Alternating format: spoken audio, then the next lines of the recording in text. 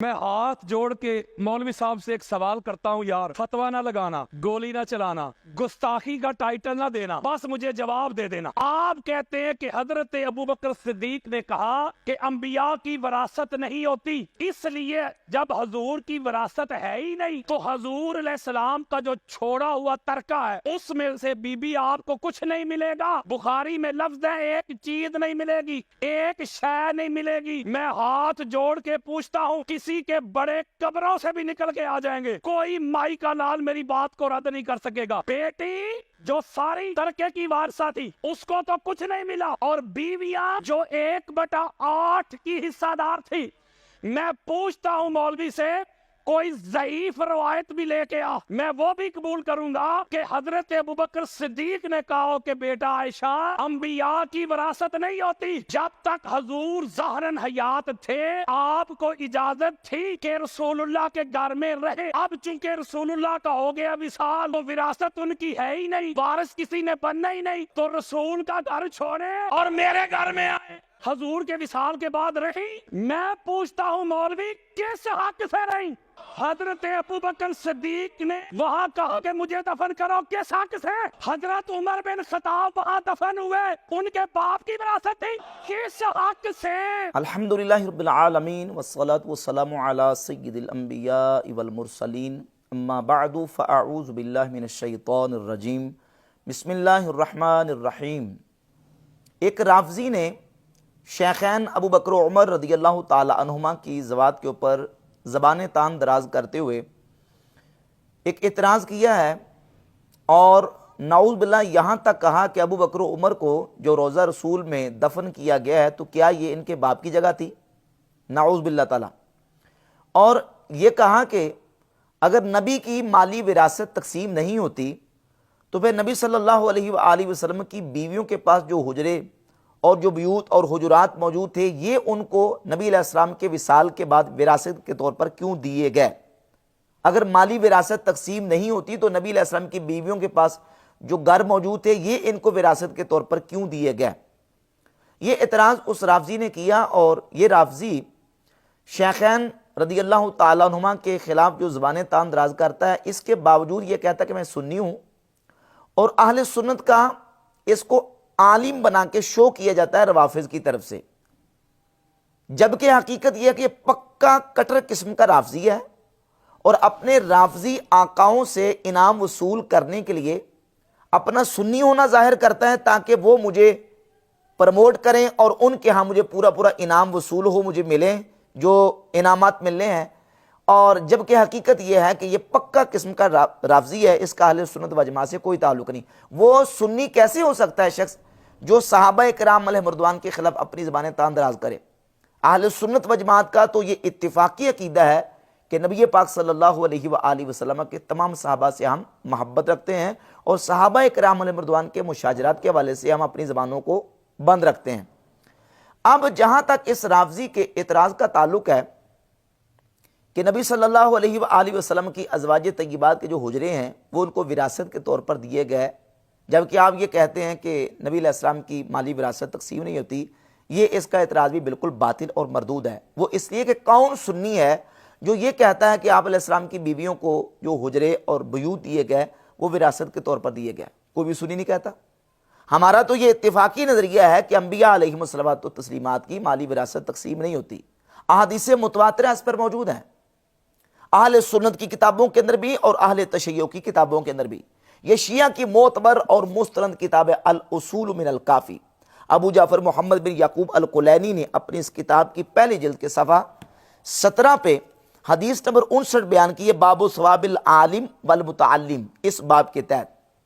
और इमाम जाफर सादिक इस हदीस के रावी हैं कि रसूलुल्लाह सल्लल्लाहु अलैहि वसल्लम ने फरमाया, इन्नल उलमा वरसतुल अंबिया, उलमा अंबिया के वारिस है। इन्नल अंबिया लम युवर्रिसु दीनारन वला दिरहमन, अंबिया अपने पीछे दिरमो दिनार का किसी को वारिस नहीं बनाते, वलाकिन वर्रसुल इल्मा, लेकिन वो इल्म का वारिस बनाते हैं। फमन आखज़ मिन्हु आखज़ बिहज़्ज़िन वाफिर, तो जिसने इल्म से जितना ज्यादा हिस्सा पा लिया उसने अंबिया की उतनी ही ज्यादा विरासत को हासिल कर लिया। ये हदीस इमाम जाफर सादिक से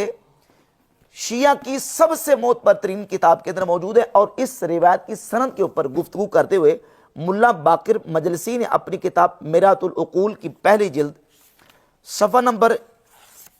126 پہ اس روایت کی سند کے اوپر گفتگو کی اور کہا الحدیث الاول، پہلی حدیث لہو سندان، اس کی دو سندیں ہیں، الاول مجہول، پہلی سند مجہول ہے، والثانی حسن، اور دوسری سند حسن ہے، اور موثق، یا اس کی توثیق کی گئی ہے، لا یقصوران عن الصحیح، اور یہ حدیث درجہ صحت سے قاصر نہیں ہے۔ یعنی ملا باقر مجلسی نے اس حدیث کو صحیح مانا ہے، جو کہ الاصول من الکافی کے اندر موجود ہے، کہ انبیاء علیہم الصلوۃ والتسلیمات اپنی وراثت درم و دینار نہیں چھوڑ کے جاتے، بلکہ وہ اپنی وراثت علم چھوڑ کے جاتے ہیں۔ اور اسی مضمون کی احادیث صحیح بخاری صحیح مسلم کے اندر موجود ہے کہ نبی پاک صلی اللہ علیہ وآلہ وسلم نے فرمایا کہ ہم نبیوں کا گروہ ہیں، ہم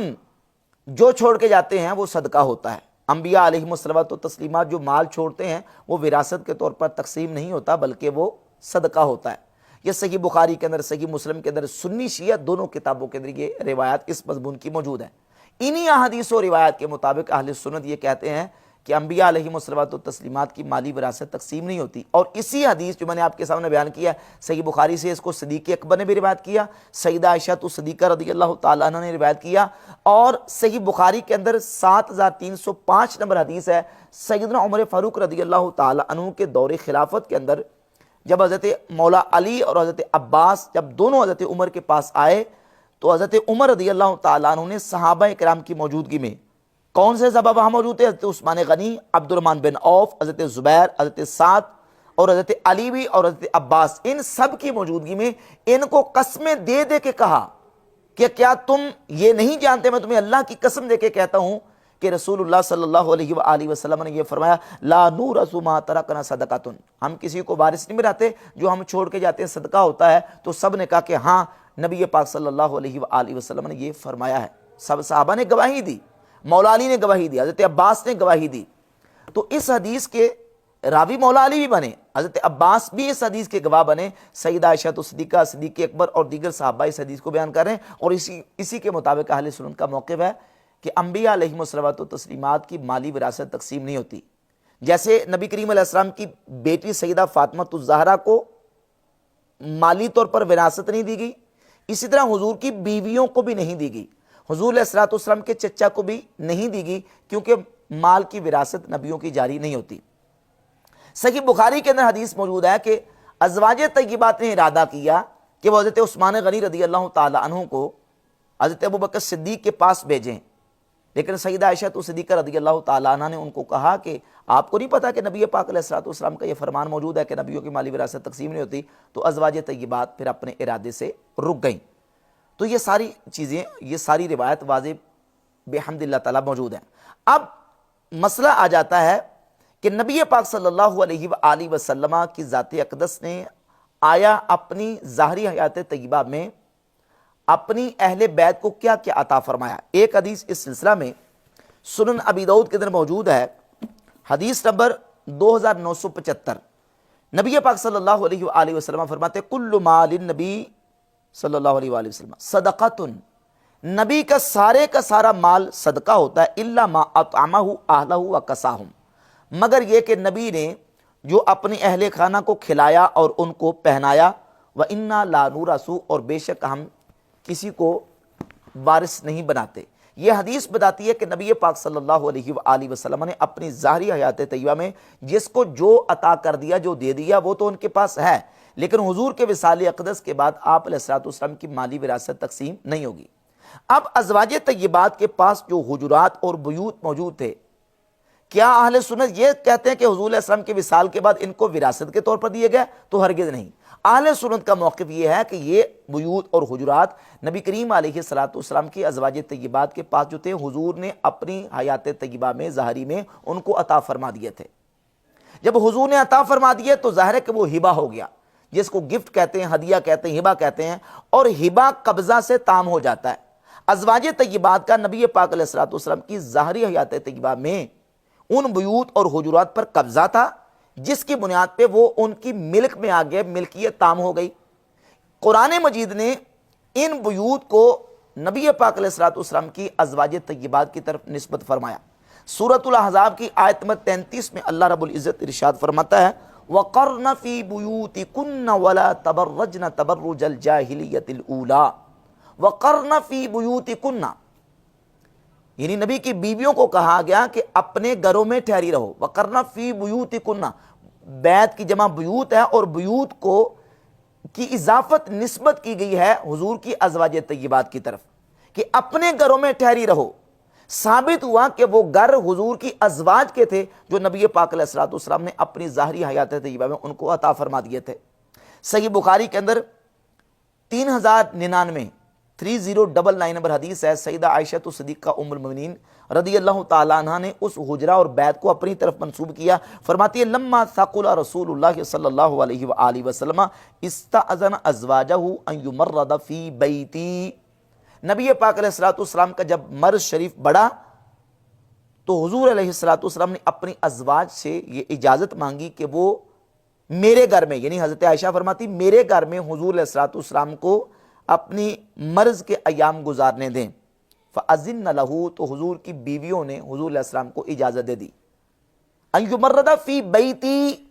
سیدہ عائشہ اس بیت کو اپنی طرف منسوب کری کہ میرے گھر میں۔ اور صحیح بخاری میں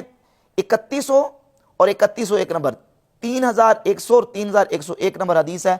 سیدہ عائشہ فرماتی ہے توفی النبی صلی اللہ علیہ وآلہ وسلم فی بیتی وفی نوبتی وبین سحری و نحری، نبی پاک علیہ الصلوۃ والسلام کا وصال اقدس جب ہوا تو حضور میرے گھر میں تھے اور میری باری میں تھے، اور آپ علیہ الصلوۃ والسلام کا سر مبارک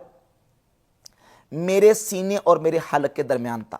فی بیتی، یہاں بھی سیدہ عائشہ رضی اللہ تعالی عنہ نے اس گھر کو اپنی طرف منسوب کیا، جس سے یہ بات بالکل واضح ہوتی ہے کہ نبی پاک علیہ الصلوۃ والسلام کی ازواج طیبات کے پاس جو حجرات اور بیوت موجود تھے وہ حضور نے اپنی ظاہری حیات طیبہ میں اپنی بیویوں کو عطا فرما دیے تھے، وہ وراثت کے طور پر ان کو نہیں ملے۔ اور اس پر ایک قرینہ اور دلیل یہ بھی ہے کہ جب سیدہ فاطمہ الزہرا رضی اللہ تعالی عنہا نے وراثت کا مطالبہ کیا تو ان بیوت اور حجرات میں وراثت جاری کرنے کا مطالبہ نہیں کیا۔ کیوں؟ اس لیے کہ وہ گھر تو حضور کی بیویوں کے پاس موجود تھے جو ان کے قبضے سے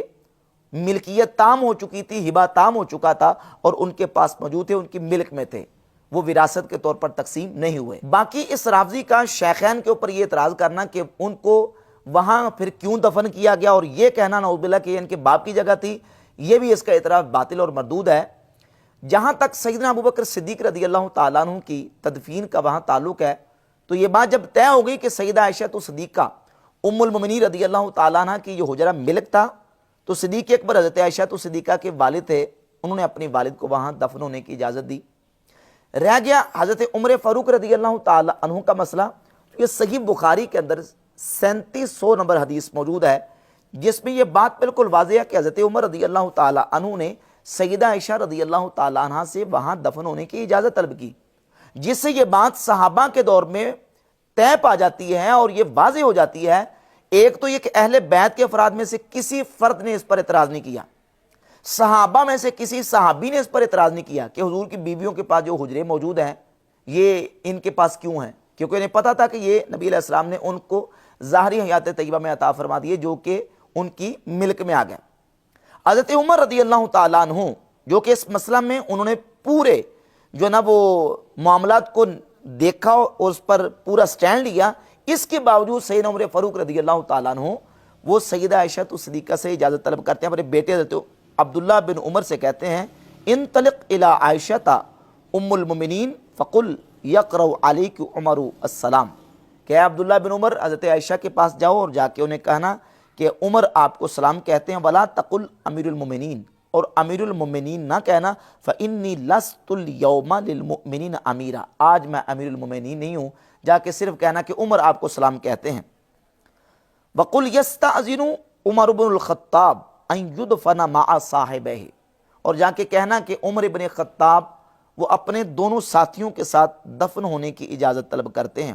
فسلم واستأذن، عبداللہ بن عمر نے جا کے سلام کیا اور اجازت طلب کی، ثم دخل علیہا، پھر آپ کے پاس حاضر ہوئے سیدہ عائشہ کے پاس، فوجدہا قاعدۃ تبکی، تو سیدہ عائشہ صدیقہ کو جا کے دیکھا وہ بیٹھی رو رہی تھی۔ فقال یقرأ علیک عمر بن الخطاب السلام، اے ام المؤمنین عمر ابن خطاب آپ کو سلام کہتے ہیں وَيَسْتَأْذِنُ أَن يُدْفَنَ مَعَ صَاحِبَيْهِ، اور اجازت طلب کرتے ہیں کہ آپ انہیں ان کے ساتھیوں کے ساتھ دفن ہونے کی اجازت دے دیں۔ فقالت كُنْتُ أُرِيدُهُ لِنَفْسِي، تو سیدہ عائشہ نے کہا میں اپنے لیے چاہتی تھی، یعنی یہ جگہ جو باقی بچی ہے میں نے اپنے لیے رکھی تھی، وَلَأُوصِرَنَّ بِهِ الْيَوْمَ عَلَى نَفْسِي، لیکن آج میں عمر کو اپنے اوپر ترجیح دیتی ہوں، اور انہوں نے اجازت دے دی۔ جب عبداللہ بن عمر حضرت عمر فاروق کے پاس آئے تو حضرت عمر نے کہا ارفعونی، مجھے اٹھاؤ، فَأَسْنَدَهُ رَجُلٌ إِلَيْهِ، کسی شخص نے ٹیک لگا کے آپ کو اٹھایا، اور حضرت عمر نے عبداللہ بن عمر اپنے بیٹے سے کہا ما لدیکا، تیرے پاس کیا ہے، یعنی کیا خبر ہے، کیا سیدہ عائشہ نے کہا؟ تو حضرت عبداللہ بن عمر نے کہا الذی تحب یا امیر المؤمنین ازینت، اے امیر المؤمنین جو آپ چاہتے تھے سیدہ عائشہ نے اجازت دے دی ہے۔ تو حضرت عمر نے یہ کلمات کہے الحمدللہ ما کان من شیء اہم الی من ذالک، اللہ رب العزت کے لیے تمام خوبیاں ہیں، اس سے زیادہ میرے نزدیک کوئی چیز اہم نہیں تھی۔ تو سیدہ عائشہ رضی اللہ تعالیٰ عنہ نے حضرت عمر کو اجازت دی، تو تب حضرت عمر رضی اللہ تعالیٰ عنہ کو وہاں دفن کیا گیا۔ تو چونکہ سیدہ عائشہ رضی اللہ تعالیٰ عنہ کی ملک میں یہ حجرہ تھا، صحابہ اور اہل بیت کے تمام افراد یہی سمجھتے تھے، اور یہی اہل سنت و جماعت کا موقف ہے کہ نبی پاک صلی اللہ علیہ وآلہ وسلم کی مالی وراثت تقسیم نہیں ہوئی، بلکہ نبی پاک علیہ الصلوۃ والسلام نے یہ بیوت اور حجرات اپنی ظاہری حیات طیبہ میں اپنی بیویوں کو عطا فرما دیے تھے۔